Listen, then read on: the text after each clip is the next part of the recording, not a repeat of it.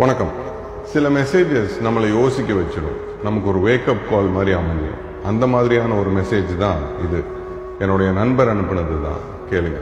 கொஞ்ச மாசம் முன்னாடி என்னுடைய காலேஜ் ஃப்ரெண்ட், ஒரு நல்ல தோழி, அவங்களுக்கு ஒரு 45 வயசு இருக்கும், இறந்துட்டாங்க. இறக்கறக்கு 3 வாரத்துக்கு முன்னாடி தான் பர்த்டே கூட செலிப்ரேட் பண்ணியிருந்தாங்க. வாட்ஸ்அப் குரூப்ல போட்டிருந்தது. அவங்க ஃபேமிலி பத்தி நல்லா தெரியும், நிறைய சொல்லியிருக்காங்க.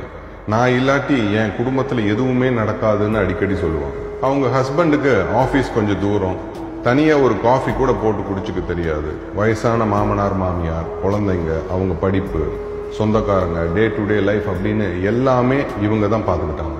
அடிக்கடி அவங்க சொல்கிற வார்த்தை, என் குடும்பத்தில் நான் இல்லாட்டி சரி வராது, எல்லாத்தையும் நான் தான் பார்த்து செய்யணும், என்னை பற்றி யாரும் யோசிக்கிறதே இல்லை, நோ ரெக்கக்னிஷன், நோ கேர் அப்படின்னு சொல்லியிருக்காங்க. இவ்வளவு பார்த்து செஞ்சவங்க இப்போ அவங்க இல்லை. ஒரு 2 மாசம் விட்டு அவங்க ஹஸ்பண்டுக்கு ஒரு ஃபோன் அடிக்கலாம்னு தோணுச்சு. என்னால் ஏதாவது ஹெல்ப் வேணுமா சார் அப்படின்னு கேட்கலாம்னு தோணுச்சு. இப்போ எல்லா ரெஸ்பான்சிபிலிட்டிஸ்களையும் அவரே தனியாக டீல் பண்ண வேண்டியது இருக்கும். ஆஃபீஸ், அவருடைய பேரண்ட்ஸ், குழந்தைங்க, இது எல்லாத்தையும் தாண்டி லோன்லினஸ் வேற இருக்கு. ஃபோன் பண்ணினப்போ ரிங் போயிட்டே இருந்தது, யாரும் எடுக்கல. ஒரு 1 மணி நேரம் விட்டு அவர் திருப்பி கூப்பிட்டாரு. சாரிங்க, நீங்கள் ஃபோன் பண்ணினப்போ எடுக்க முடியல, டென்னிஸ் விளையாடிட்டு இருந்தேன், இப்போ டென்னிஸ் கிளப்பில் ஜாயின் பண்ணியிருக்கேன், அப்பப்போ விளையாடலாம்னு சொல்லிட்டு, just to have some good time அப்படின்னு சொன்னார். வீட்டில் எல்லாரும் ஓகேவா சார் அப்படின்னு கேட்டேன். எல்லாரும் நல்லா இருக்காங்க. சமையலுக்கு ஒரு ஆள் போட்டிருக்கேன், கொஞ்சம் எக்ஸ்ட்ராவாக பணம் கொடுக்குறங்காட்டி அவங்களே ஜாமான் எல்லாம் வாங்கிட்டு வந்துடுறாங்க. அம்மா அப்பாவுக்கு ஒரு கேர்டேக்கர் பெர்மனண்ட்டாக போட்டுட்டேன், ஸோ அந்த பிரச்சனையும் சால்வ். குழந்தைங்க ஓகே, நல்லா இருக்காங்க, slowly getting back to normal அப்படின்னு சொன்னார். எனக்கு என்ன சொல்கிறதுன்னு தெரியல. ஓகேன்னு சொல்லி ஃபோனை கட் பண்ணிட்டேன். ஃபோனை வச்சுட்டு சில நினைவலைகள் எனக்குள்ள வந்துச்சு என்னுடைய தோழி பற்றி. வீட்டில் பெரியவங்களுக்கு உடம்பு முடியலன்னு சொல்லிட்டு ஸ்கூல் ஃப்ரெண்ட்ஸ் எல்லாரும் ஆர்கனைஸ் பண்ண கெட் டுகெதருக்கு வரல.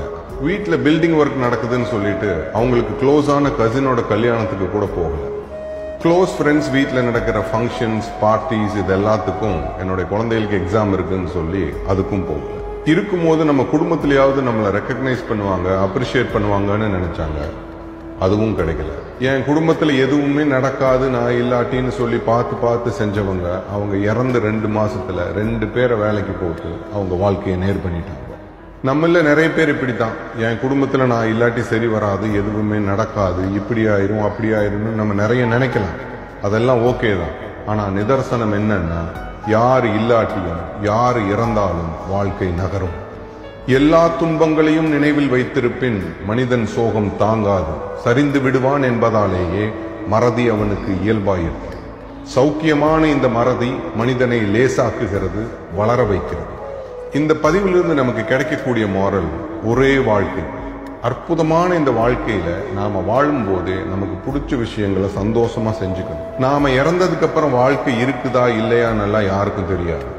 நாம சுயநினைவோட வாழ்ற இந்த வாழ்க்கை தான் மிக முக்கியம்.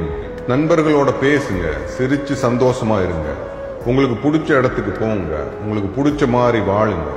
அடுத்தவங்க சந்தோஷத்தை சார்ந்து மட்டுமே வாழாதீங்க.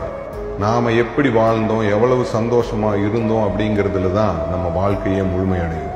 எல்லாருமே தனித்தனி பிறவி அப்படிங்கிறத மனசுல ஆழமா வச்சுக்கணும்.